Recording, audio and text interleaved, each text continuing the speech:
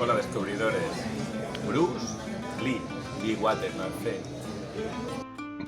Estem a l'exposició El Pequeño Dragón visita els encants, al Mercat dels Encants de Barcelona, que estarà des del 16 al 30 de novembre del 2024 a la Sala Polivalent.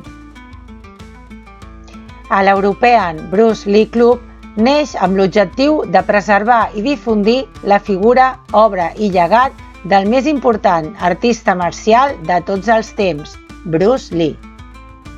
Bruce Lee va ser un renovador de les arts marcials. Va dedicar la seva vida a diferents disciplines, cercant la perfecció i la veritat. Va fundar l'art marcial Jeet Kune Do, o Camí del puny que intercepta. El Jeet Kune Do no és un kung fu tradicional xinès.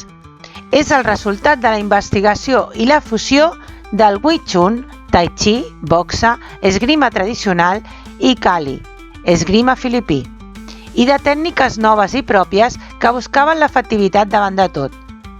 Però el mestre Lee va morir molt jove, a 1973, sense donar una comprensió completa al seu art. No obstant això, va obrir el camí de la superació de diverses generacions amb la seva forma de pensar. Alguns consideren que és el millor artista i lluitador d'arts marcials de tots els temps.